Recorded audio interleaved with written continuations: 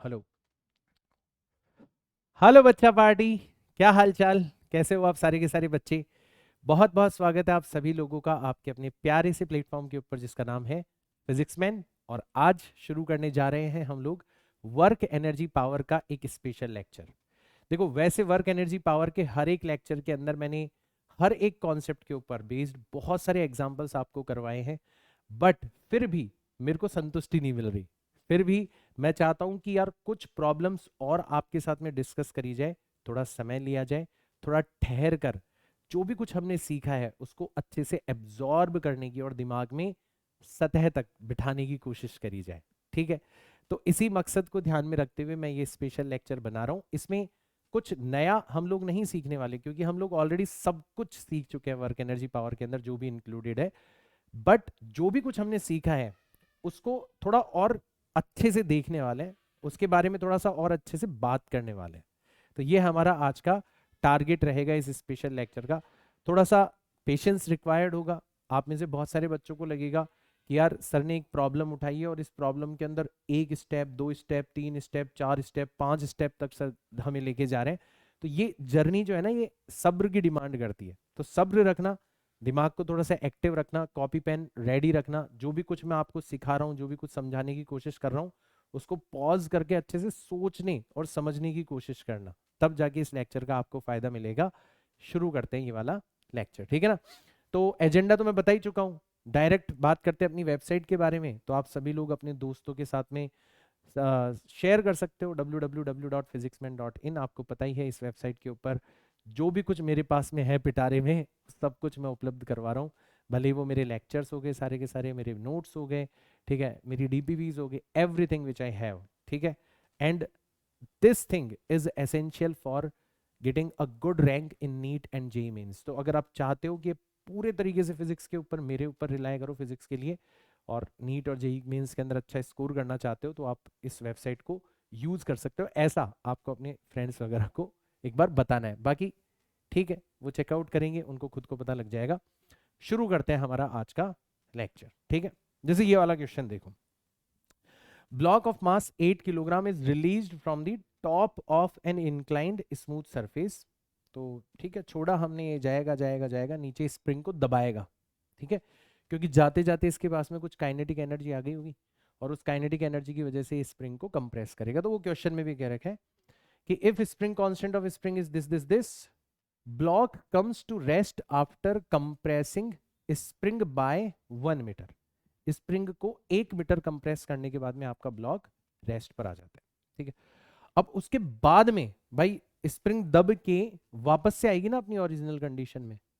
तो उसके बाद में find the distance travelled by block before it comes to rest, ठीक है। स्प्रिंग वापस से इसको झटका मारेगी ऊपर की तरफ, तो ये कितनी डिस्टेंस को ट्रेवल करके दोबारा से रेस्ट पर आ जाएगा, ये आपको बताना है, ठीक है। तो ऑब्वियसली देखो, कोई फ्रिक्शन वगैरह नहीं है, तो ये सबसे बड़ा हिंट है तुम्हारे लिए कि सर अगर कोई फ्रिक्शन ही नहीं है, इसका मतलब हम लोग यहाँ पर मैकेनिकल एनर्जी को कंजर्व कर सकते हैं, ठीक है। तो हम शुरुआत करते हैं कहां से, जब हमारी स्प्रिंग दबी हुई थी। तो ये हो जाएगा हमारा इनिशियल केस। तो हमारा जो इनिशियल केस है उसमें स्प्रिंग दबी हुई है, ठीक है। तो ये हो गया हमारा case number 1। Case number 1, when when spring is compressed. अब मैं यहां पर डायग्राम नहीं बना रहा, है ना, आपको इमेजिन करना है कि यार स्प्रिंग को ब्लॉक ने दबा रखा है और ब्लॉक अभी रेस्ट पर है, ठीक है। रेस्ट पर है, इसका मतलब इनिशियल काइनेटिक एनर्जी कितनी है इसकी? इनिशियल काइनेटिक एनर्जी 0 है। इमेजिन करो कि ब्लॉक ने स्प्रिंग को दबा रखा है और अभी रेस्ट पर है वो, ठीक है। स्प्रिंग को दबा रखा है, इसका मतलब पोटेंशियल एनर्जी कितनी हो जाएगी उसकी? तो पोटेंशियल एनर्जी हो जाएगी हाफ। के कितना दे रखा है आपको? 200। और कितना दबा रखा है? 1 मीटर, तो उसका हमने कर दिया स्क्वायर।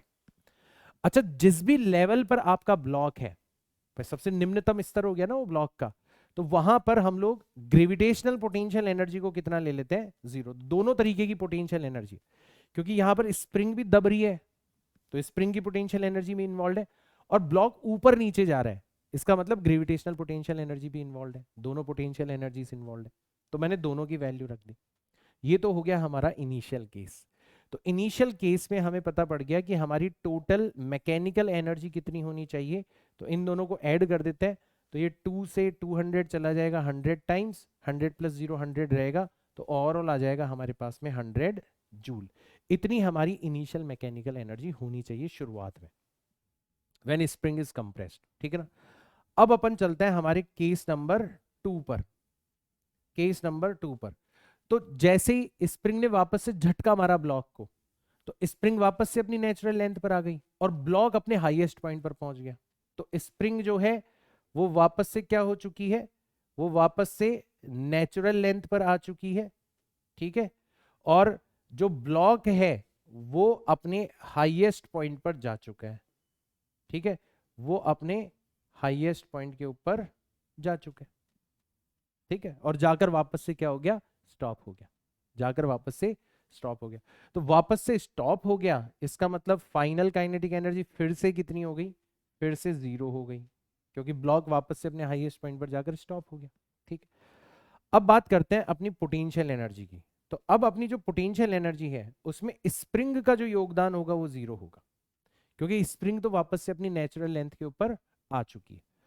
अब देखो, ब्लॉक जो है वो अपने हाईएस्ट पॉइंट पर चला गया। मान लो जैसे यही वाला केस है कि ब्लॉक शुरुआत में यहां पर था।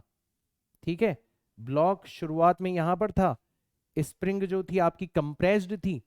ठीक है, यहां पर आपने पोटेंशियल एनर्जी को कितना माना था, इस जगह पर आपने पोटेंशियल एनर्जी को 0 माना था।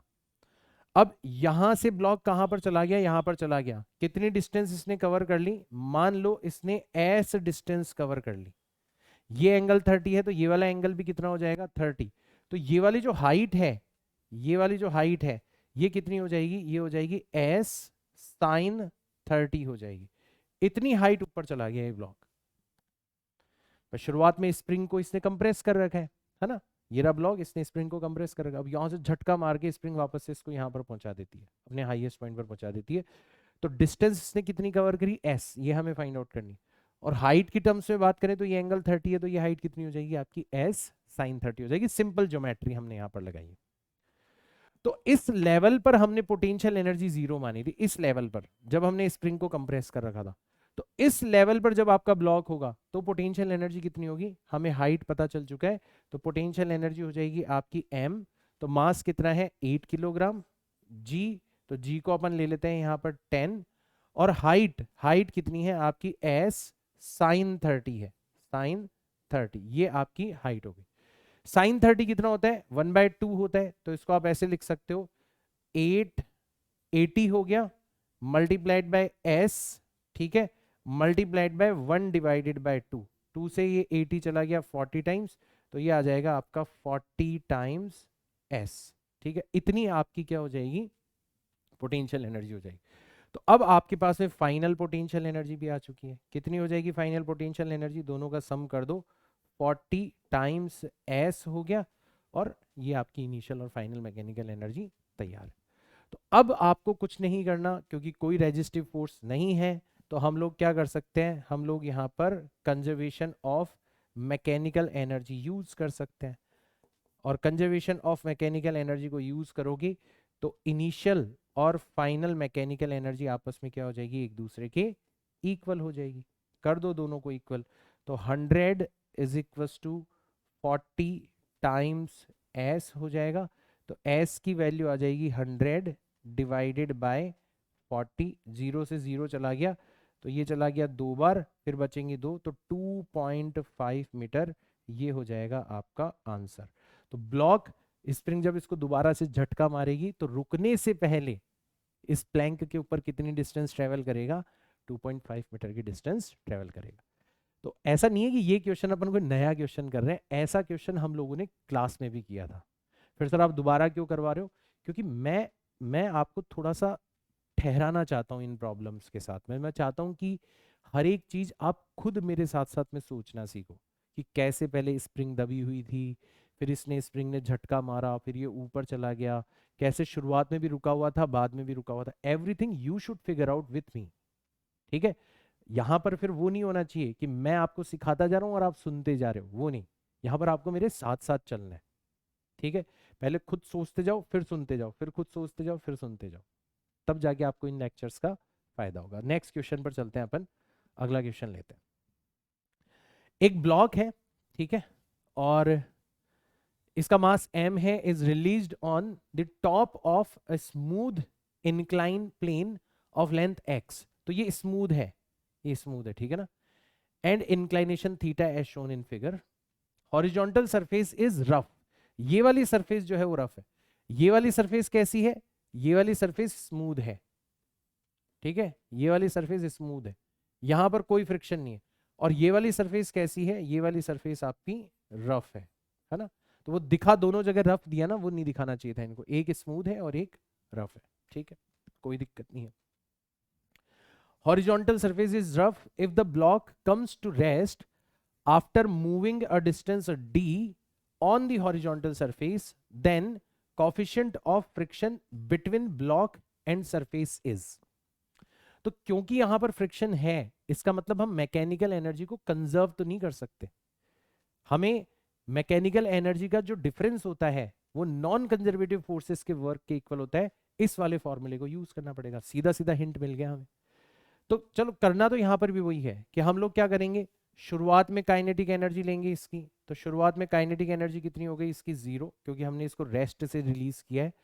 और शुरुआत में पोटेंशियल एनर्जी हम लेंगे इसकी, तो पोटेंशियल एनर्जी, कोई स्प्रिंग वगैरह तो है नहीं, इस लेवल पर अगर पोटेंशियल एनर्जी को 0 मानते हैं इस हाइट पर, तो यहां से हम कितना ऊपर है, अगर ये डिस्टेंस x है तो ये वाली जो हाइट है ये कितनी हो जाएगी, ये हो जाएगी x साइन थीटा, है ना।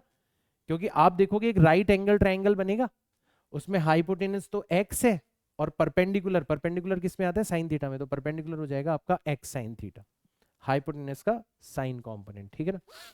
तो पोटेंशियल एनर्जी हो जाएगी आपकी m इंटू जी इंटू हाइट, हाइट कितनी है x multiplied by sine theta, ये आपकी इनिशियल पोटेंशियल एनर्जी होगी।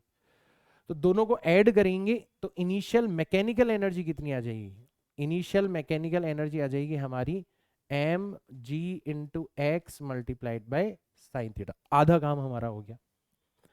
अब चलते हैं कि सर ये जो ब्लॉक है ये यहां पर आएगा, फिर उसके बाद में फ्रिक्शन लगेगा, फ्रिक्शन लग के मान लो ये ब्लॉक यहां पर आकर दोबारा से रेस्ट पर हो जाएगा, यहां पर आकर दोबारा से रेस्ट पर हो जाएगा। तो यहां से लेके यहां तक इसके ऊपर फ्रिक्शन काम कर रहा था।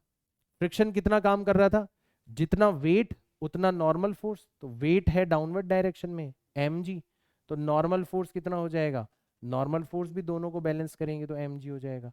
तो इसके ऊपर फ्रिक्शन कितना लगेगा, इसके ऊपर फ्रिक्शन फोर्स जो लगेगा वो लगेगा आपका म्यू टाइम्स n, और n कितना है यहाँ पर mg है, म्यू mg, इतना इसके ऊपर फ्रिक्शन फोर्स लगेगा।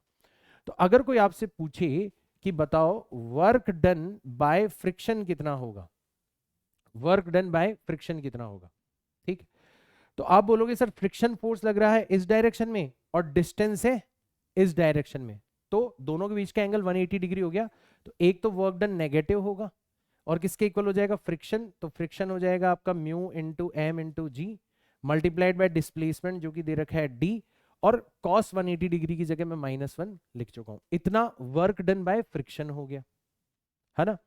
और अब अपन बात करते हैं हमारी फाइनल मैकेनिकल एनर्जी के बारे में। तो हमारी फाइनल काइनेटिक एनर्जी कितनी हो जाएगी, 0, क्योंकि ब्लॉक वापस से रेस्ट पर आ चुका है। फाइनल पोटेंशियल एनर्जी कितनी हो जाएगी, ये भी 0 आ गई, क्योंकि हम उस लेवल पर आ गए जिस लेवल पर हमने पोटेंशियल एनर्जी को 0 माना था।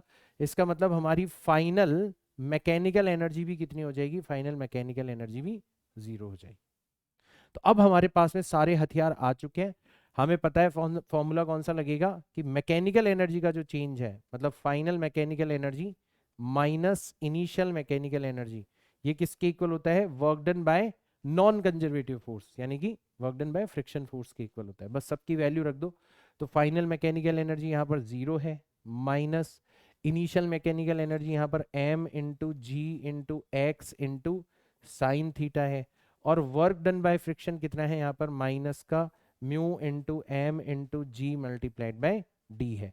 तो नेगेटिव से नेगेटिव साइन चला गया, एम जी से, ठीक है, एम जी चला जाएगा, तो म्यू हमसे पूछा गया है, तो म्यू कितना हो जाएगा आपका, म्यू हो जाएगा x sine theta divided by D, ये आपका आंसर आ जाएगा।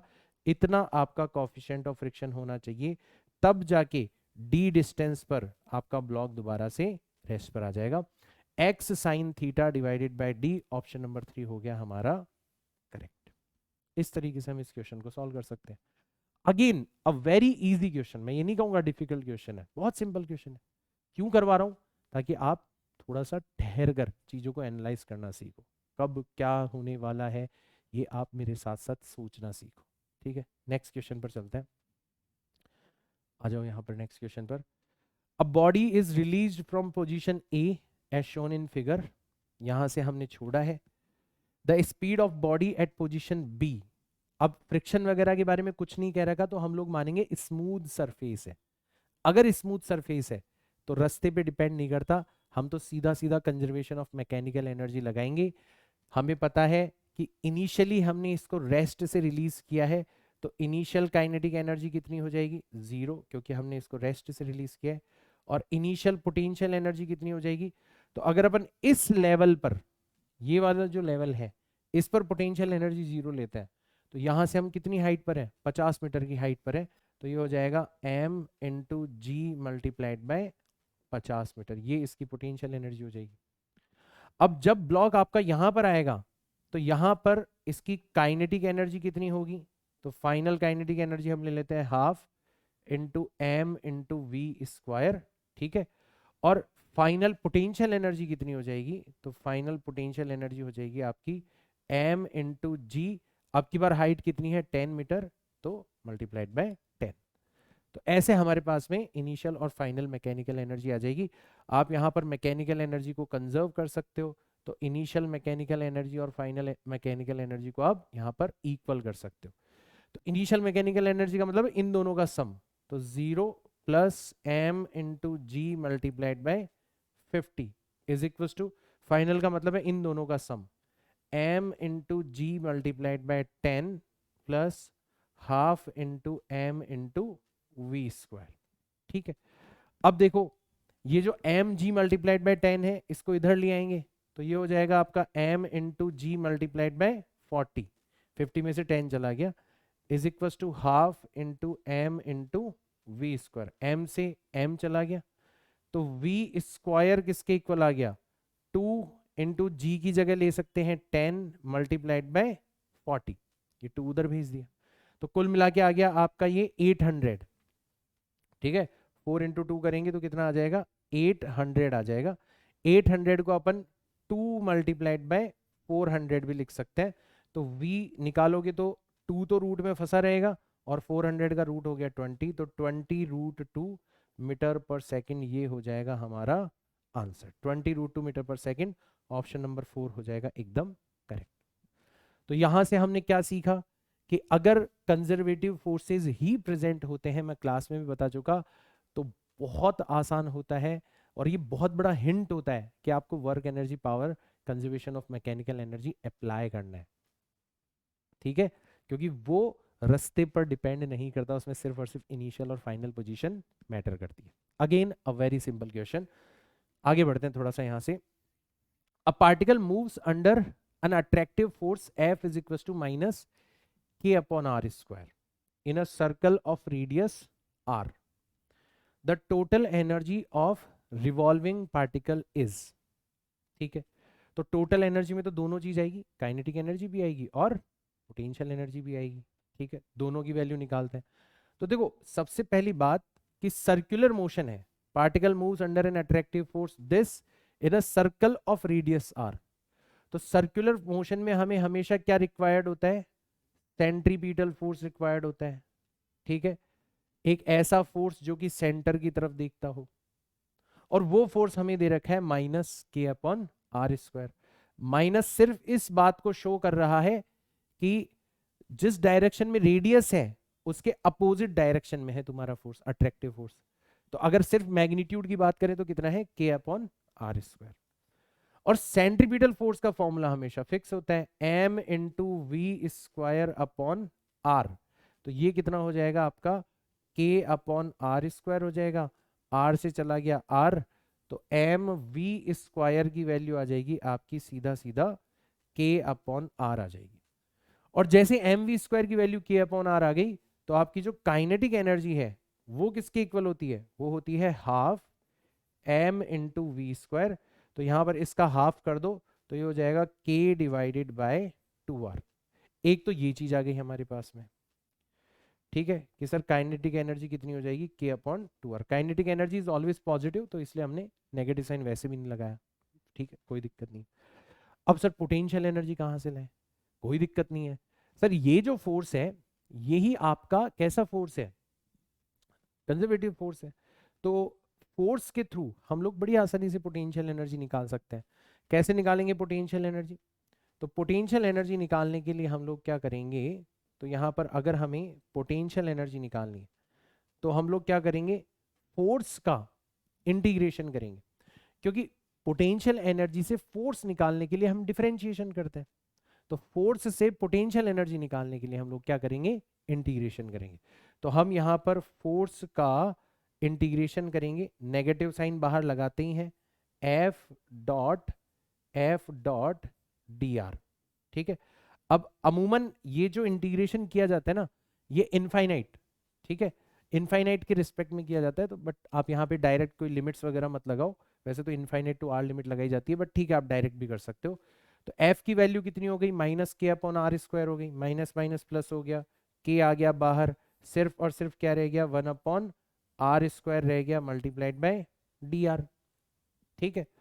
और ये 1 अपॉन आर स्क्वायर जो है इसका इंटीग्रेशन कितना होता है, इसका इंटीग्रेशन होता है माइनस का, ठीक है, 1 अपॉन आर, तो फाइनली आ जाएगा माइनस का K upon R. 1 upon R square का जो इंटीग्रेशन होता है वो कितना होता है, माइनस का 1, क्योंकि 1 अपॉन आर का differentiation minus 1 upon R square होता है, ठीक है। तो 1 अपॉन आर स्क्वायर का इंटीग्रेशन कर सकते हो आप, कोई दिक्कत नहीं है। तो लिमिट्स वगैरह लगाने की जरूरत नहीं है, कहाँ इन्फिनिटी वगैरह वो सब कुछ करने की जरूरत नहीं है, ऐसे केसेस में आप डायरेक्ट इंटीग्रेशन कर सकते हो, ठीक है। तो ये हमने किया, तो हमारी पोटेंशियल एनर्जी आ गई माइनस के अपॉन आर। अब हमारे पास में दोनों चीजें आ चुकी है, हमारे पास में पोटेंशियल एनर्जी आ चुकी है और हमारे पास में काइनेटिक एनर्जी आ चुकी है। तो अब हम टोटल एनर्जी निकालने के लिए तैयार हैं। तो टोटल एनर्जी कितनी आ जाएगी, हम काइनेटिक एनर्जी और पोटेंशियल एनर्जी का क्या कर देंगे, सम कर देंगे। तो काइनेटिक एनर्जी तो कितनी है, के अपॉन 2r है, और पोटेंशियल एनर्जी कितनी है, माइनस के अपॉन आर। और जब इसको सॉल्व करेंगे तो आंसर आ जाएगा माइनस का K upon 2r, that will be your answer, minus के अपॉन 2r, ऑप्शन 3 हो जाएगा यहाँ पर करेक्ट। अब ये जो क्वेश्चन है ना ये अभी आपको नया लग रहा है, लेकिन ये बहुत ही ज्यादा टिपिकल क्वेश्चन है।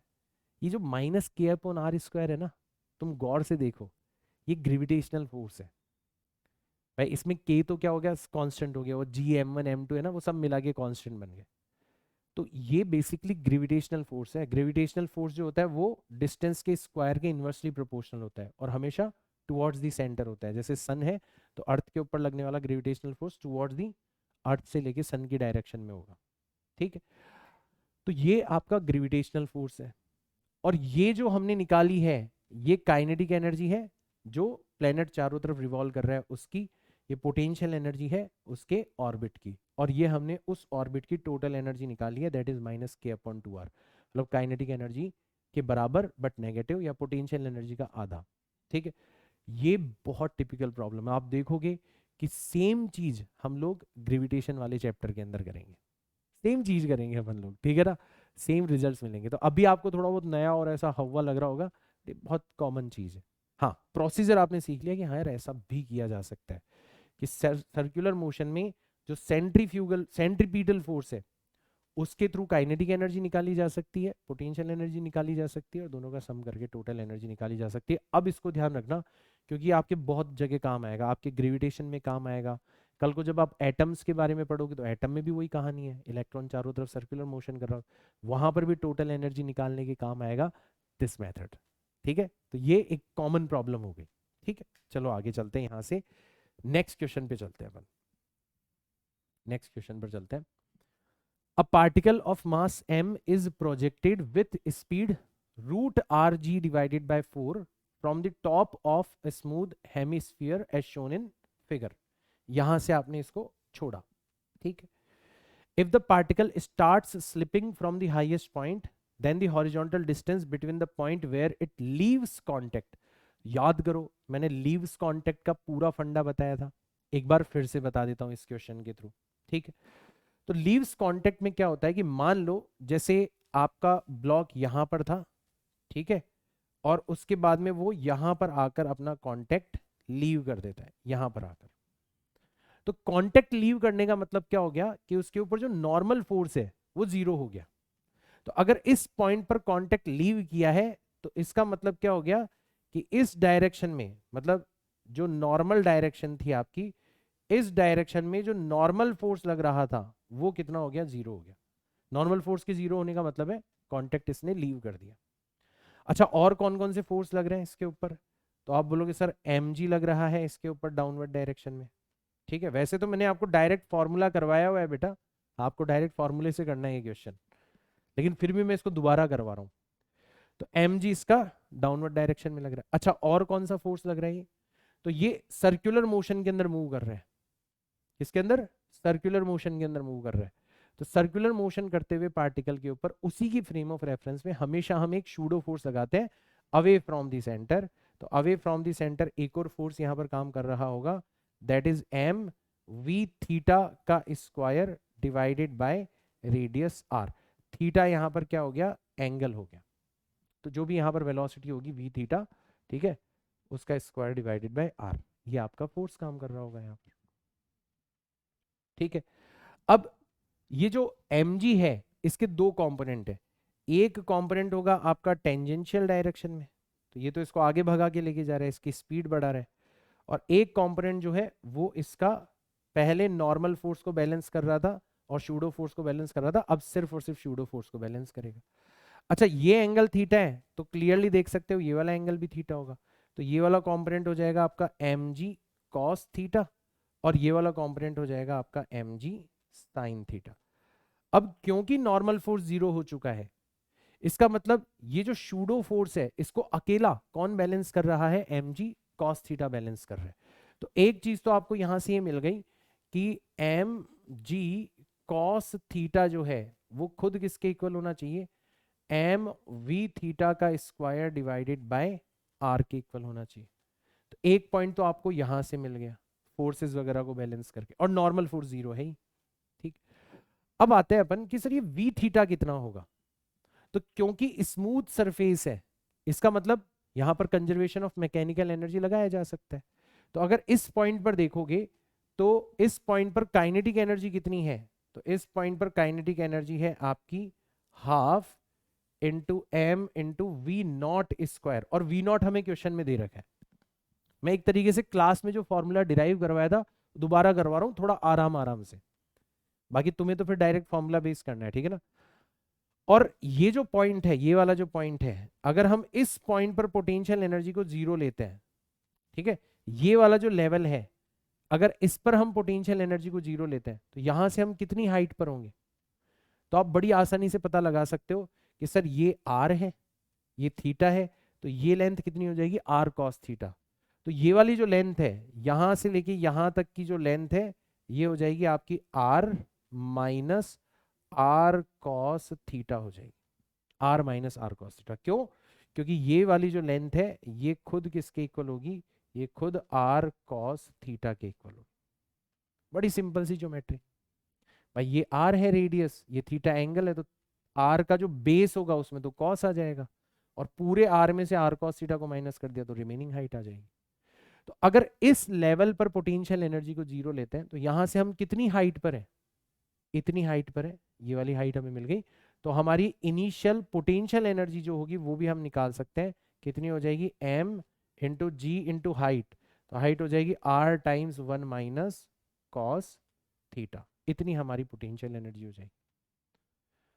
और जब तुम यहां पर आओगे तो यहां पर सिर्फ काइनेटिक एनर्जी होगी, पोटेंशियल एनर्जी तो आपने यहां पर कितनी मानी है, जीरो मानी है। ठीक है, तो आप काइन एनर्जी कंजर्वेशन भी लगा सकते हो। शुरुआत में काइनेटिक एनर्जी कितनी है, half into M into V naught का स्क्वायर। पोटेंशियल एनर्जी कितनी है, एम इंटू जी into R times one minus cos theta. और बाद में इस पॉइंट पर सिर्फ काइनेटिक एनर्जी है, that is half into M into V theta का स्क्वायर। पोटेंशियल एनर्जी कितनी ली है आपने इस लेवल के ऊपर? 0 ली। तो अब इसको सॉल्व करो तो आप देखोगे m से m कैंसिल आउट हो गया, 2 LCM आ जाएगा। तो v थीटा का स्क्वायर जो है वो किसके इक्वल आ गया? v नॉट का स्क्वायर प्लस 2 इंटू जी into R times 1 minus cos theta के इक्वल आ गया। ये हो गया आपका v थीटा का स्क्वायर। और ये उठा के यहां से ये चीज उठा के हम लोग कहां पर पुट कर सकते हैं? ये चीज उठा के हम यहां पर पुट कर सकते हैं, इस जगह पर पुट कर सकते हैं। ठीक है। अच्छा, यहां पे भी m से m तो कट ही रहा है। चलो बाकी सारी चीजों को भी सॉल्व करते हैं।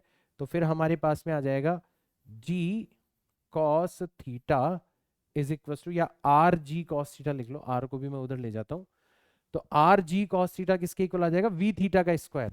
वी थीटा का स्क्वायर मतलब वी नॉट का square plus 2 into ji into R minus 2 into ji into R cos theta.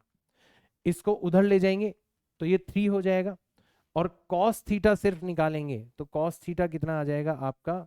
We naught का square plus 2 into ji into R divided by 3 into ji into R, इसके इक्वल आ जाएगा cos theta.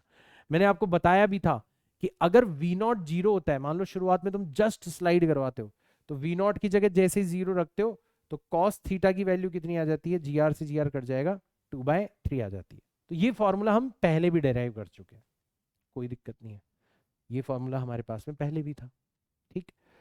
अब अभी इस problem में हमें वी नॉट कितना दे रखा है?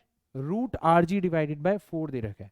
तो देखो हम कॉस थीटा निकालते हैं, तो वी नॉट का स्क्वायर करना है, मतलब इसका स्क्वायर करना है, तो ये हो जाएगा आपका are G divided by 4 plus 2GR या 2RG पहले से, और डिवाइडेड बाय 3GR जो है ये पहले से। तो RG/4 प्लस 2RG करेंगे तो 4 दूनी 8, 9 हो जाएगा। तो ये आ जाएगा आपका 9GR डिवाइडेड बाय 4, और नीचे आपका 3GR जो है वो पहले से रखा हुआ है, GR से GR का चला गया, 3 से 9 कट गया कितनी बार? 3 टाइम्स, तो 3 divided by 4, that will be your cos theta, that will be your cos theta. और जैसे आपके पास में कॉस थीटा आ गया 3/4, अब आपको क्या निकालना है? इफ द पार्टिकल स्टार्ट, ये सब कुछ हो गया, where it leaves contact with sphere, तो आपको निकालना है the horizontal distance between the point where it leaves contact with the sphere and the point at which the particle was placed.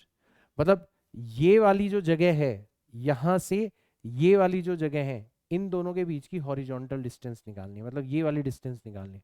तो अगर ये आर कॉस थीटा है तो ये वाली जो डिस्टेंस है कितनी हो जाएगी? आर साइन थीटा हो जाएगी।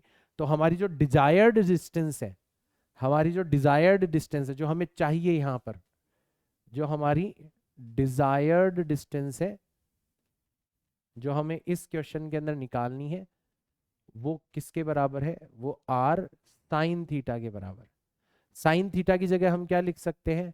R times √1 minus cos square theta लिख सकते हैं। अगर कॉस थीटा आ गया तो फिर साइन थीटा लाने में कौन सी बड़ी बात है।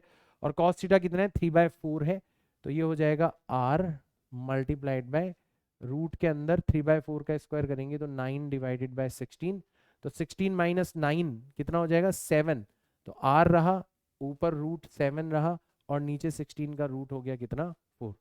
तो r टाइम्स √7 डिवाइडेड बाय 4, इतनी डिस्टेंस, इतनी हॉरिजॉन्टल डिस्टेंस पर जाकर आपका पॉइंट ऑब्जेक्ट जो है वो कांटेक्ट लीव कर देगा। अब देखो, अभी तो मैंने दोबारा से एक्सप्लेन किया है तुम्हें, पूरी डेरिवेशन करी है, पूरा फॉर्मूला डिराइव करा है। इसका मतलब ये नहीं है कि तुम भी एग्जाम में यही करोगे, ना ना ना ना। एग्जाम में तुम्हें शुरुआत कहां से करनी है? डायरेक्ट यहां से करनी है। भाई केस तुमने कर लिया ना, तुम क्यों दोबारा से डेरिवेशन करोगे? तो तुम्हें जस्ट सिखा रहा हूं मैं। तुम डायरेक्ट कहां से शुरुआत करोगे? यहां से शुरुआत करोगे कि कॉस थीटा कितना होता है? V naught square plus 2GR divided by 3GR। V naught की वैल्यू रखी, कॉस थीटा निकाला, desired distance r sin theta, चुटकियों में क्वेश्चन सॉल्व करना है, तब है मेरे पढ़ाने का फायदा, अदरवाइज तो कोई है ही नहीं ना फायदा। भाई ये सब स्पेशल केसेस हम क्लास में क्यों करवाते हैं, इसीलिए तो करवाते हैं कि इनको फिर आप डायरेक्ट यूज करना सीखो। ठीक है, तो अब ये क्वेश्चन आप लोगों के लिए बहुत आसान है। ठीक है, आगे चलते हैं। A particle of mass m attached to the end of string of length L is released from the horizontal position। तो यहां से इसको, ये L लेंथ है इसकी, ठीक है ना, तो ये वाली लेंथ आपको कितनी दे रखी है, L दे रखी है, और इसको यहां से रिलीज किया जा रहा है।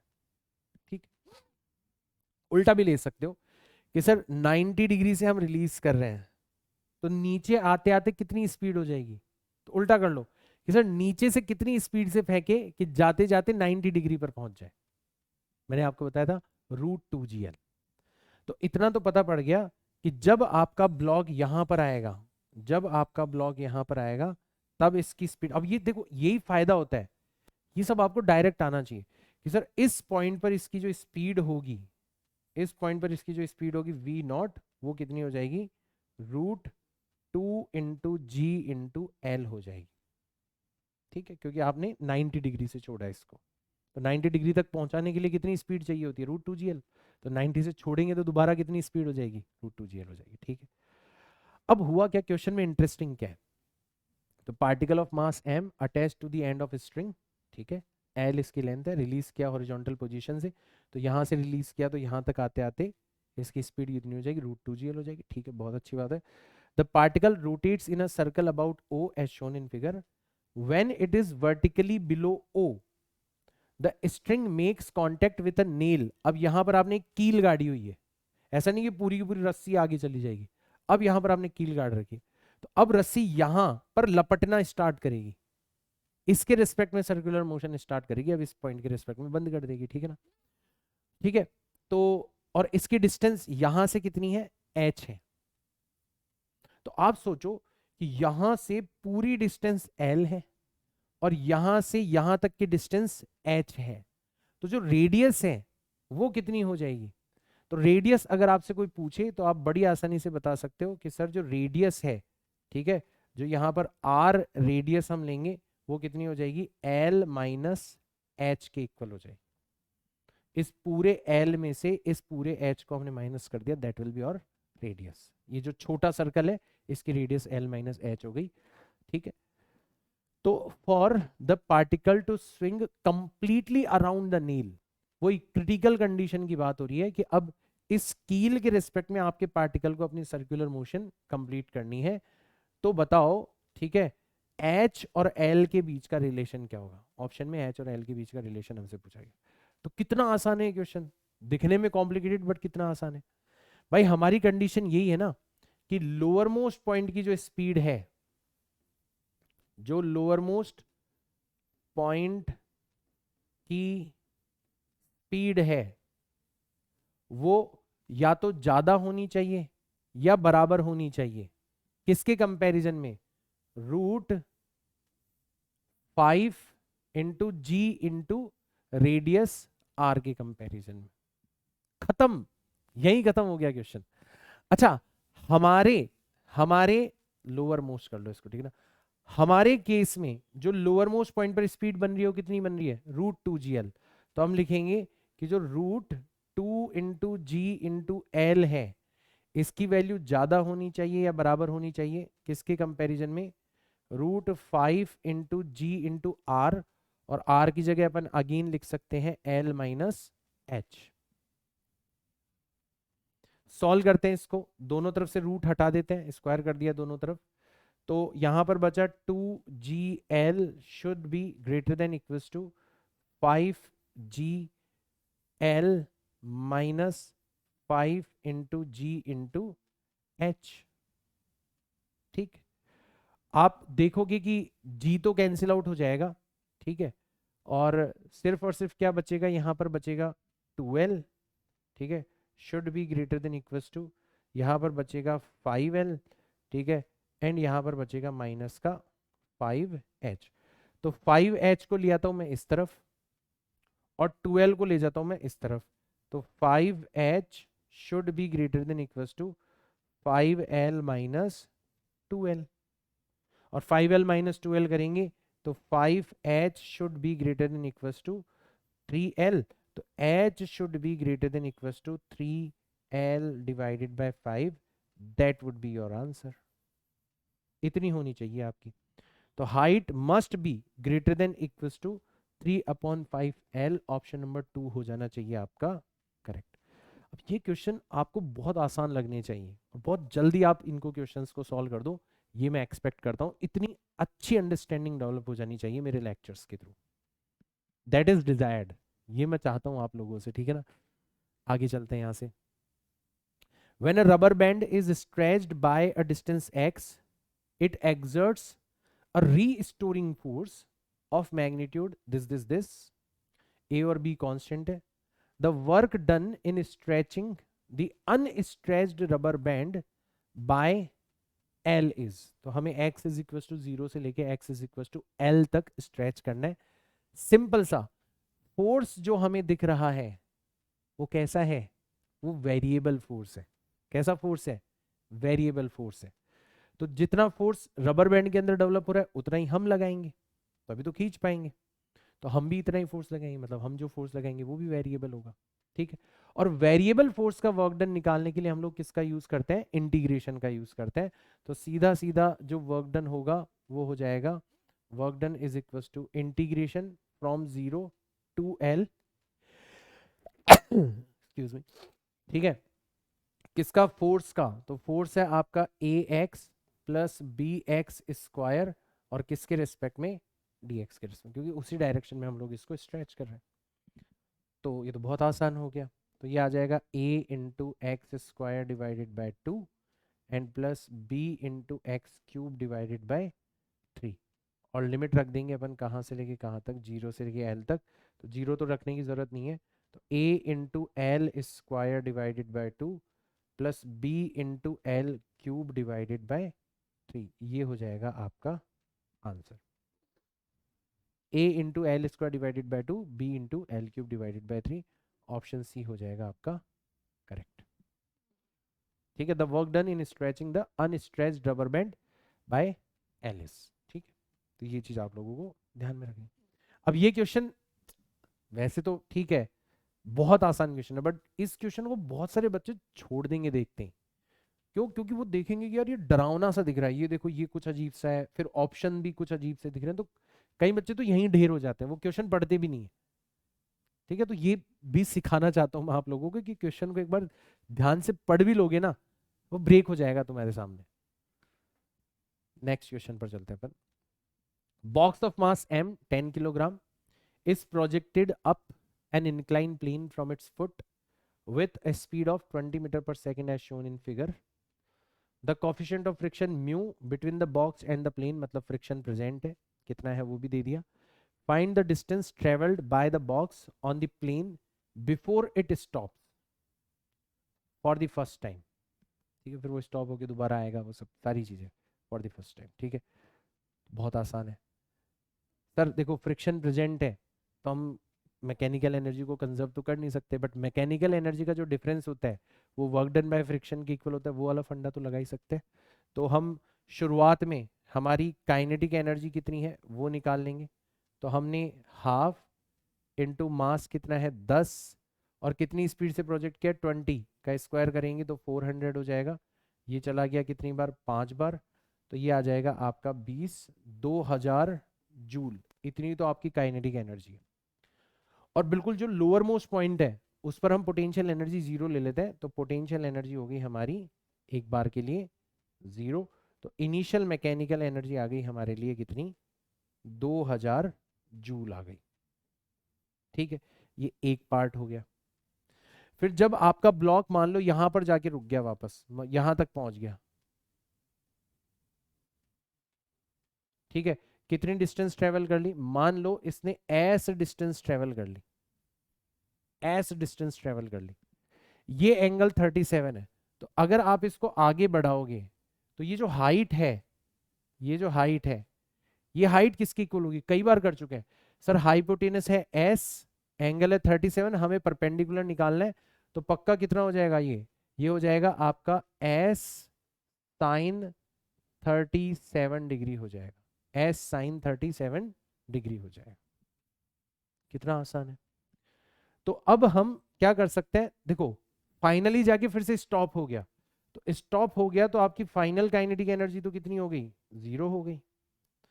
फाइनल पोटेंशियल एनर्जी कितनी हो गई, तो ये हो जाएगी m मतलब 10 किलोग्राम, g मतलब 10, और हाइट कितनी है आपकी s साइन 37 डिग्री। साइन 37 कितना होता है, 3 डिवाइडेड बाय 5, तो 100 multiplied by s multiplied by 3 divided by 5, ये चला गया 20 टाइम्स, तो ये आ जाएगा 60 मल्टीप्लाइड बाय s। इतनी आपकी फाइनल पोटेंशियल एनर्जी हो गई। यानी कि आप फाइनल मैकेनिकल एनर्जी भी निकाल सकते हो, तो फाइनल मैकेनिकल एनर्जी हो जाएगी आपकी 60 टाइम्स s। ये आपकी फाइनल मैकेनिकल एनर्जी आ गई। अब चलते हैं हमारे तीसरे पार्ट के ऊपर, जो कि सबसे ज्यादा इंटरेस्टिंग है, जिसमें सबसे ज्यादा बच्चे गलती करेंगे, वो है वर्क डन बाय फ्रिक्शन। तो वर्क डन बाय फ्रिक्शन, तो फ्रिक्शन लगेगा कितना, फ्रिक्शन लगेगा कितना, सोच के देखो। आप यहां पर देखोगे कि सर फ्रिक्शन कितना लगेगा, इसके लिए हमें फोर्सेस को एनालाइज करना पड़ेगा। तो ये आपका प्लैंक है, ये एंगल कितना है 37 डिग्री, यहां पर आपका ब्लॉक है, ठीक है, इसका वेट जो है mg वो तो लग रहा है डाउनवर्ड डायरेक्शन में, नॉर्मल फोर्स लग रहा है अपवर्ड डायरेक्शन में ऐसे, और आप इसको ऊपर भेज रहे हो, तो इस डायरेक्शन के अंदर क्या लग रहा है, यहां पर फ्रिक्शन लग रहा है F, इस डायरेक्शन में लग रहा है फ्रिक्शन। अच्छा mg है तो ये वाला कंपोनेंट कितना हो जाएगा आपका, ये एंगल भी 37 हो जाएगा, तो ये वाला कंपोनेंट हो जाएगा mg cos 37 degree, mg cos 37 degree, ठीक है। तो जो नॉर्मल फोर्स है वो किसको बैलेंस कर रहा होगा, mg cos 30 को, तो नॉर्मल फोर्स भी कितना हो जाएगा आपका mg cos 37 डिग्री हो जाएगा। और मैं कई बार बता चुका हूं कि इंक्लाइंड प्लेन के ऊपर जो फ्रिक्शन होता है वो म्यू इंटू एन के इक्वल होता है, और एन हमेशा mg cos थीटा होता है इंक्लाइनेशन के लिए। तो मैं आपको डायरेक्ट भी बता चुका हूं। तो आप पहले तो यहां पर फ्रिक्शन की वैल्यू निकालो, कितनी हो जाएगी, म्यू इंटू एम इंटू जी इंटू कॉस 37 डिग्री हो जाएगी, ये हो जाएगा आपका फ्रिक्शन, ठीक है। तो म्यू की वैल्यू हमें कितनी दे रखी है सर, 0.5 दे रखी है, एम कितना दे रखा है 10, जी कितना ले लें 10, कॉस 37 होता है 4 डिवाइडेड बाय 5, डेसिमल हटाओगे नीचे 10 लग जाएगा, 5 से 5 कैंसिल आउट हो जाएगा, 10 से 10 कैंसिल आउट हो जाएगा, अल्टीमेटली आ जाएगा 40 न्यूटन, 40 न्यूटन आपका यहाँ पर फ्रिक्शन वर्क कर रहा है। और वर्क कितना होगा, आपने डिस्प्लेसमेंट कितना किया है एस, फ्रिक्शन लग रहा है अपोजिट, तो वर्क डन बाय फ्रिक्शन जो होगा वो हो जाएगा -40 मल्टीप्लाइड बाय एस, ये आपका वर्क डन बाय फ्रिक्शन हो गया। तो अब हम क्या कर सकते हैं, हम लगा सकते हैं कि मैकेनिकल एनर्जी का जो डिफरेंस है, मतलब final mechanical energy minus initial mechanical energy is nothing but work done bye non conservative force, that is friction. सबकी वैल्यू रख दो, फाइनल मैकेनिकल एनर्जी हो गई 60 times S, initial mechanical energy हो गई 2000 जूल, और वर्क डन बाय फ्रिक्शन हो गया आपका माइनस का 40 टाइम्स एस, -40 एस को इधर ले आते हैं, 2000 को इधर ले आते हैं, तो टोटल हो जाएगा आपका 100 times s is equal to 2000, और यहां से जब आप एस की वैल्यू निकालोगे तो ये आ जाएगा 2000 डिवाइडेड बाय 100, डबल जीरो से डबल जीरो चले गए, तो एस आ जाएगा आपका 20 मीटर। इतना आपका फाइनल आंसर होगा, इतना आपका ब्लॉक जो है वो ट्रेवल करेगा बिफोर स्टॉप। अब ये जो क्वेश्चन है इसमें मतलब बहुत आराम आराम से अगर आप ये स्टेप्स खुद फिगर आउट कर पा रहे हो कि हाँ यार फ्रिक्शन लग रहा है, इसका मतलब हम यहाँ पर वो मैकेनिकल एनर्जी के डिफरेंस वाला फॉर्मूला लगाएंगे, पहले तो ये फिगर आउट कर लिया, फिर बड़े आराम आराम से इनिशियल मैकेनिकल एनर्जी निकाली, फाइनल मैकेनिकल एनर्जी निकाली, वर्क डन बाय फ्रिक्शन निकाला। अगर ये आप खुद कर पा रहे हो, ये खुद फिगर आउट कर पा रहे हो ना, बहुत बड़ा अचीवमेंट है, बहुत बड़ा अचीवमेंट है। फिर बस केवल और केवल आपको स्पीड इंक्रीज करनी है, वो आपकी प्रैक्टिस से इंक्रीज हो जाएगी। तो ऐसे क्वेश्चंस आप बड़ी आसानी से कर लोगे। फिर नेक्स्ट क्वेश्चन पर चलते हैं। A block weighing 10 newton, direct weight दे दिया हमें, 10 किलोग्राम नहीं, ध्यान रखना 10 न्यूटन है, travels down a smooth curved track AB joined to a rough horizontal surface. The rough surface has a friction coefficient of 0.2, friction दे रखा है. If the block starts slipping on the track from a point 1 meter below, 1 meter above the horizontal, मतलब यहाँ से 1 metre ऊपर यहाँ से फिसलना start किया है, then it would move a distance s on the rough surface. Calculate the value of s. Again same question, थोड़ा सा easier question है, कर सकते हो आप बड़ी आसानी से। ये आपकी इनिशियल कंडीशन हो गई, तो इसके अंदर आपने रेस्ट से छोड़ा है, ठीक है ना, ठीक है। The rough surface, horizontal surface, if the block start slipping, तो स्टार्ट स्लिपिंग इसका मतलब आपकी इनिशियल काइनेटिक एनर्जी कितनी है, 0। इनिशियल पोटेंशियल एनर्जी कितनी है, तो अगर आप इस लेवल पर पोटेंशियल एनर्जी 0 लेते हो, तो यहां से आप कितनी हाइट पर हो, 1 मीटर की हाइट पर हो, तो मास mg डायरेक्ट कितना दे रखा है, 10। ध्यान रखना m और g अलग अलग नहीं लेना, mg वेट डायरेक्ट कितना दे रखा है आपको, 10 दे रखा है, तो mg हो गया आपका 10, और हाइट कितनी है आपकी, 1 मीटर है, तो ये आपकी 10 जूल्स क्या हो गई, final potential, initial potential energy हो गई। तो इससे आपको इनिशियल मैकेनिकल एनर्जी पता पड़ गई, 0 + 10 करोगे तो 10 जूल आपकी इनिशियल मैकेनिकल एनर्जी हो गई, ठीक है। अब आपका ब्लॉक जो है वो यहां पर आकर स्टॉप हो जाता है, ठीक है, ब्लॉक यहां पर आगे स्टॉप हो जाता है, तो स्टॉप हो गया, इसका मतलब आपकी फाइनल काइनेटिक एनर्जी कितनी हो गई, 0। आप इस लेवल पर आ चुके हो, इस पर आपने पोटेंशियल एनर्जी को भी कितना माना था, 0, इसका मतलब आपकी फाइनल पोटेंशियल एनर्जी भी कितनी हो गई, यहाँ पर 0 हो गई। दो चीजें तो आ गई। अब बचा हमारा work done by friction. Same question तो करा था अभी हमने कि यहां पर सर जो फ्रिक्शन काम करेगा, ठीक है, तो यहां पर फ्रिक्शन जो काम करेगा वो कितना हो जाएगा, म्यू इंटू एम इंटू जी, क्योंकि एम जी जो है वो नॉर्मल फोर्स से बैलेंस हो जाएगा। तो म्यू कितना दे रखा है हमें, म्यू दे रखा है हमें 0.20, और एम जी, मुझे सबसे ज्यादा डर यही लग रहा है कि बच्चे इसमें गलती क्या करेंगे, एम और जी अलग अलग ले लेंगे, एम भी 10 और जी भी 10, वो मत करना। एम जी पूरा हमें कितना दे रखा है, 10 न्यूटन दे रखा है, एम जी पूरा हमें दे रखा है 10 न्यूटन, तो 0.2 को 10 से मल्टीप्लाइड किया तो ये आ गया 2 न्यूटन, इतना आपका फ्रिक्शन वर्क कर रहा है। तो वर्क डन बाय फ्रिक्शन कितना हो जाएगा, तो वर्क डन बाय फ्रिक्शन हो जाएगा आपका नेगेटिव। नेगेटिव क्यों, क्योंकि ब्लॉक जा रहा है उधर, फ्रिक्शन लग रहा है अपोजिट, फ्रिक्शन कितना है आपका 2, और डिस्प्लेसमेंट कितना है आपका s, इतना हो गया आपका वर्क डन बाय फ्रिक्शन। बस लगा दो, final mechanical energy minus initial mechanical energy should be equal to work done by friction. Final mechanical energy कितनी है, 0 है, इनिशियल मैकेनिकल एनर्जी कितनी है, 10 जूल है, और वर्क डन बाय फ्रिक्शन कितना है, माइनस का 2s है, माइनस से माइनस तो चला ही गया, तो s की वैल्यू आ जाएगी इतनी, 10 डिवाइडेड बाय 2, 2 से 10 चला गया, 5 मीटर आपका आ जाएगा आंसर, 5 मीटर। ये आप बड़ी आसानी से कर सकते हो, ठीक है। तो ये भी एक क्वेश्चन हो गया सिंपल सा। अब ये देखो लास्ट क्वेश्चन है, फिर अपन इस क्लास को वाइंड अप करेंगे। 1 kilogram block situated on a rough incline is connected to a spring of spring constant 100 newton per metre as shown in figure. तो फिगर मैं बना देता हूँ आपके लिए, तो ऐसा आपका फिगर है पूरा, थोड़ा बड़ा बना देता हूँ, है ना, ये भी दिया हुआ है, मतलब ऐसे मत सोचना कि सर फिगर भी खुद को बनाना पड़ेगा कि नहीं, ये आपको दिया हुआ है। तो यहाँ पर एक स्प्रिंग है ऐसे,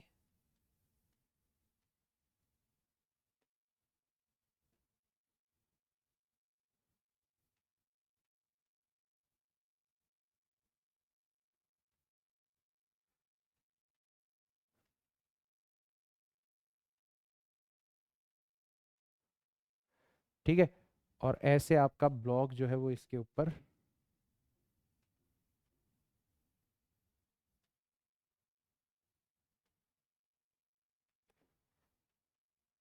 ऐसी ऐसी सिचुएशन आपको दे रखी है ना, ये एनसीईआरटी का क्वेश्चन है, बहुत ब्यूटीफुल क्वेश्चन है, मजा आ जाएगा इस क्वेश्चन को सॉल्व करके।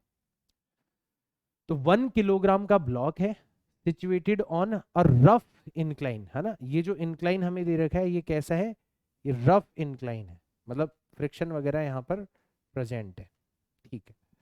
Is connected to a spring of spring constant, तो इसका जो के है वो हमें कितना दे रखा है, वो हमें दे रखा है 100 newton per metre. The block is released from rest with the spring in the unstressed position. तो शुरुआत में आपकी स्प्रिंग जो है वो अनस्ट्रेस्ड है और ब्लॉक को आप क्या करते हो, रिलीज करते हो। तो अपने वेट की वजह से ब्लॉक नीचे जाएगा, स्प्रिंग को खींचेगा, ठीक है।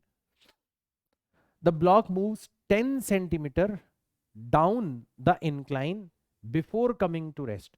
तो मान लो आपका ब्लॉक जो है वो रेस्ट पर आते आते आते आते आते आते आते यहां पर आ गया, है ना। थोड़ा डायग्राम सुंदर बनेगा तो अपन यहां तक ले आते हैं, ठीक है। आते आते आते कहां पर आ गया, पहले यहां पर था इसका सेंटर, अब कहां पर आ गया, ये यहां पर आ गया। तो ब्लॉक जो है वो आपका कितना चला, moves 10 centimetre down the incline. तो ये जो डिस्टेंस है यहां से लेके यहां तक की, यहां से लेके यहां तक की जो डिस्टेंस है वो 10 सेंटीमीटर है। ये जो डिस्टेंस है वो 10 सेंटीमीटर, ठीक। Find the coefficient of friction between the block and the incline, assume that the spring has negligible mass and pulley is frictionless। तो अब देखो ये जो क्वेश्चन है इसमें फ्रिक्शन भी है, इसका मतलब कंजर्वेशन ऑफ मैकेनिकल एनर्जी तो लग नहीं सकता। तो वही उसी कैटेगरी का क्वेश्चन हो गया कि हमें इनिशियल मैकेनिकल एनर्जी निकालनी है, हमें फाइनल मैकेनिकल एनर्जी निकालनी है, हमें वर्क डन बाय फ्रिक्शन निकालना है, और तीनों से जो फॉर्मूला बनता है उसको हमें यहाँ पर यूज करना है। तो पहले तो ये फिगर आउट कर लिया, अब हमारा काम है इन तीनों चीजों को अप्लाई करना, ठीक है। तो सबसे पहले अपन क्या करते हैं, केस नंबर 1 लेते हैं, इनिशियल काइनेटिक एनर्जी। तो इनिशियल काइनेटिक एनर्जी तो हमने रेस्ट से स्टार्ट किया है, तो इनिशियल काइनेटिक एनर्जी कितनी हो जाएगी, 0। पोटेंशियल एनर्जी, तो इनिशियल पोटेंशियल एनर्जी अब दोनों इंक्लूड करनी है। तो स्प्रिंग तो अनस्ट्रेस्ड है, तो स्प्रिंग की पोटेंशियल एनर्जी तो हो गई 0। लेकिन आप किस लेवल पर, अगर आप इस लेवल पर पोटेंशियल एनर्जी को 0 मानते हो, ये जो लेवल है इसका लोअर मोस्ट लेवल है, अगर आप इस लेवल पर पोटेंशियल एनर्जी को 0 मानते हो, अगर आप इस लेवल पर पोटेंशियल एनर्जी को 0 मानते हो, ये वाला जो लेवल है, तो शुरुआत में आपका ब्लॉक यहां से कुछ हाइट पर था, कितनी हाइट पर था, कितनी हाइट पर था, तो ये अच्छा इसमें बता नहीं रखा क्वेश्चन में, ये एंगल भी आपको दे रखा है कितना, 37 डिग्री दे रखा है, ठीक है। तो मतलब ये वाला एंगल भी 37 हो जाएगा ना, मैंने यहाँ पर बना दिया, यहाँ पर बना दो, ठीक है। इंक्लाइनेशन का जो एंगल है वो 37 दे रखा है। तो अब आप ये कह सकते हो कि सर ये 10 सेंटीमीटर है हाइपोटेनस, जो एंगल है वो 37 है, और परपेंडिकुलर हमें निकालना है। कई बार हम कर चुके हैं कि परपेंडिकुलर कितना आ जाएगा आपका, 10 centimetre multiplied by sign 37 degree, इतना हमारा क्या आ जाएगा, ये यहां पर हाइट आ जाएगा। और साइन 37 की वैल्यू कितनी होती है, साइन 37 होता है आपका 10 centimetre multiplied by sign 37 is 3 divided by 5, 5 से 10 चला गया 2 टाइम्स, तो 6 सेंटीमीटर आ जाएगा, 6 सेंटीमीटर, इतनी हमारी क्या आ जाएगी यहाँ पर हाइट आ जाएगी। तो अगर हम इस लेवल पर पोटेंशियल एनर्जी कई बार करा है ना हमने, तो इस लेवल पर अगर पोटेंशियल एनर्जी को 0 मानते तो यहां से कितनी हाइट पर है हम इनिशियली, 6 सेंटीमीटर की हाइट पर। तो हमारी potential energy, gravitational potential energy हो जाएगी m, तो m कितना है 1 किलोग्राम, g हम ले लेते हैं यहाँ पर 10 और मल्टीप्लाइड बाय हाइट, तो हाइट कितनी है यहाँ पर 6 सेंटीमीटर है, मतलब 6 डिवाइडेड बाय 100 मीटर, 6 सेंटीमीटर को मीटर में कन्वर्ट कर लिया, 0 से 0 चला गया, तो अल्टीमेटली ये आ जाएगा आपका 0.6 जूल। तो अब हमें इनिशियल मैकेनिकल एनर्जी के बारे में पता चल गया कि इनिशियल मैकेनिकल एनर्जी दोनों का सम मतलब 0.6 जूल हमारी इनिशियल मैकेनिकल एनर्जी है। स्ट्रेट फॉरवर्ड क्वेश्चन है, ठीक। फिर अपन चलते हैं आगे यहां से कि सर फाइनली ब्लॉक हमारा फिर से रेस्ट पर आ गया, मतलब फाइनल काइनेटिक एनर्जी भी 0 होगी। फाइनली हमारा ब्लॉक उस लेवल पर आ गया जिस पर हमने पोटेंशियल एनर्जी को जीरो माने, मतलब फाइनल पोटेंशियल एनर्जी भी जीरो हो गई। और इस तरीके से हम देखेंगे तो हमारी फाइनल मैकेनिकल एनर्जी भी कितनी आ गई, जीरो आ गई। तो हमारे पास में इनिशियल मैकेनिकल एनर्जी आ चुकी है, बहुत अच्छी बात है। हमारे पास में फाइनल मैकेनिकल एनर्जी आ चुकी है, बहुत अच्छी बात है। अब क्या बच गया, वर्क डन बाय फ्रिक्शन। और मैं कई बार बता चुका हूं इंक्लाइन पर फ्रिक्शन कितना होता है, तो जो फ्रिक्शन होगा, ठीक है, वो कितना हो जाएगा, वो हो जाएगा म्यू इंटू एम इंटू जी इंटू कॉस थीटा, और थीटा कितना है यहाँ पर 37 डिग्री। अब आपको वो प्री बॉडी डायग्राम वगैरह बनाने की जरूरत नहीं है, अगर अब तक तुम वो बना रहे हो इसका मतलब तुम बेवकूफ हो। पैटर्न तो रिकॉग्नाइज करो कि हर बार इंक्लाइनेशन पर फ्रिक्शन यही आता है, एन आता है mg cos theta, mu mg cos theta आपका फ्रिक्शन हो जाता है। तो फ्रिक्शन की वैल्यू कितनी आ जाएगी, तो फ्रिक्शन आ जाएगा आपका F is equal to, mu तो हमें फाइंड आउट करना है, एम कितना दे रखा है 1 किलोग्राम, जी कितना ले लिया हमने 10 ले लिया, और cos 37 होता है आपका 4/5, 5 से 2 टाइम्स चला गया, तो फ्रिक्शन आ गया आपका 4 इंटू 2 8 टाइम्स म्यू, इतने न्यूटन आपका फ्रिक्शन आ गया।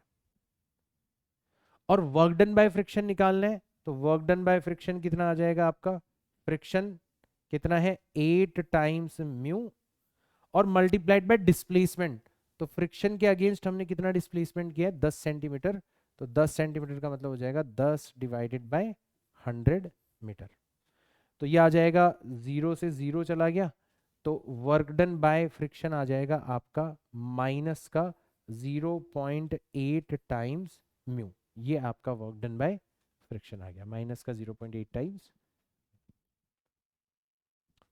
तो ऐसे हम लोग हमारे तीनों कैरेक्टर्स निकाल सकते हैं जो कि हमारे फॉर्मूले के अंदर काम आते हैं।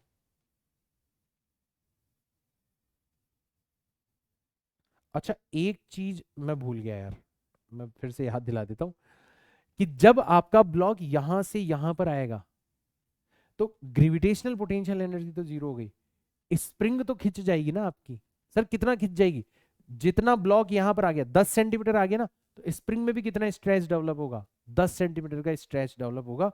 तो यहां पर एक और एलिमेंट आएगा, हाफ इंटू के कितना है आपका 100 है, इंटू 10 सेंटीमीटर का स्क्वायर, तो 10 सेंटीमीटर को आप क्या लिख सकते हो, 10 डिवाइडेड बाय 100 लिख सकते हो, 10 डिवाइडेड बाय 100 का मतलब हो गया 0.1, और 0.1 का स्क्वायर करोगे तो कितना आ जाएगा 0.01 आ जाएगा। तो वैसे मैं यहाँ पर 10 सेंटीमीटर का स्क्वायर ऐसे लिख देता हूँ, है ना। तो अब कैलकुलेट तो आप कर ही लोगे, 10 सेंटीमीटर का मतलब हो गया 10 डिवाइडेड बाय 100, जीरो से जीरो चला गया, 1 डिवाइडेड बाय 10 0.1, 0.1 का स्क्वायर करोगे तो 0.01 आएगा, मतलब 1/100 लिख सकते हो आप उसको, ठीक है। तो कुल मिला के 1/2 रह जाएगा यहाँ पर, कुल मिला के 1/2 रह जाएगा। कर लोगे आई होप, दिक्कत नहीं होनी चाहिए मेरे हिसाब से, ठीक है ना। तो 1/2 मतलब 0.5 रह गया, तो कुल मिला के आ जाएगा 0.5 जूल आ जाएगा, है ना। ये थोड़ा सा एक करेक्शन कर लेना, ये चीज मत भूल जाना, ठीक है ना। तो अब हमारे पास में तीनों करेक्टर आ गए, इनिशियल मैकेनिकल एनर्जी आ गई, फाइनल मैकेनिकल एनर्जी आ गई, वर्क डन बाय फ्रिक्शन आ गया। तो अब हम यहाँ पर हमारा फॉर्मूला लगा सकते हैं कि final mechanical energy minus initial mechanical energy is equal to work done by friction, ये हम लोग लगा सकते हैं। तो फाइनल मैकेनिकल एनर्जी कितनी है 0.5 जूल, अरे भाई 0.5 joule, minus initial mechanical energy कितनी है 0.6 जूल, और वर्क डन बाय फ्रिक्शन कितना है माइनस का 0.8 टाइम्स म्यू, ये आपका वर्क डन बाय फ्रिक्शन है। 0.5 में से 0.6 गए तो कितना बचा 0.1 बचा, वो भी नेगेटिव का, is equal to negative 0.8 times mu, negative से नेगेटिव चला गया, तो म्यू आ जाएगा आपका 0.1 डिवाइडेड बाय 0.8, मतलब म्यू आ जाएगा आपका 1/8, और 1/8 को आप सॉल्व करोगे तो 0.125, ये आ जाएगा आपका आंसर। तो ये एक ऐसी प्रॉब्लम हो गई जिसमें अभी तक हम जो करते आए थे वो सारा काम हम कर रहे हैं, इंटरेस्टिंग प्रॉब्लम इसलिए बन गई क्योंकि इसमें स्प्रिंग वगैरह सब कुछ आ गई, बाकी सेम चीज हमने टुकड़ों टुकड़ों में करी हुई है। तो ऐसे क्वेश्चंस आप बड़ी आसानी से अब आई होप सॉल्व कर सकते हो। This is it for now. अब आप तैयार हो मेरे साथ में अगले चैप्टर की ओर बढ़ने के लिए। तो सबसे पहले तो आपको एक टेस्ट मिलेगा। अभी तक जितना भी कुछ हमने पढ़ा है, this is the right time to appear in a test. तो जो भी बच्चे यहाँ तक पहुंच चुके हैं वो टेस्ट के अंदर जरूर अपीयर हो। तो उस टेस्ट का मकसद ये नहीं है कि आप अपने नंबर नंबर खेलने लग जाओ कि सर मेरे कम आ रहे मेरे ज़्यादा आ रहे। उस टेस्ट का मकसद ये है कि आप एग्जाम टेम्परामेंट डेवलप करो।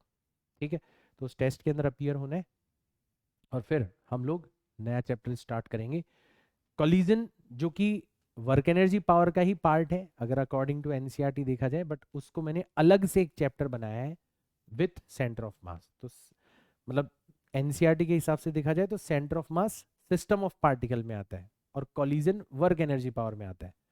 तो मैंने सिस्टम ऑफ पार्टिकल मतलब अगले चैप्टर से सेंटर ऑफ मास उठा लिया और वर्क एनर्जी पावर से कोलिजन उठा लिया, दोनों को मर्ज करके एक नया चैप्टर बना दिया।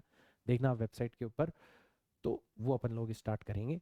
छोटा सा प्यारा सा चैप्टर होगा बट मजा आएगा। तो मिलते हैं अपन नेक्स्ट लेक्चर के अंदर, तब तक के लिए tata bye bye, see you all in next class. जय हिंद।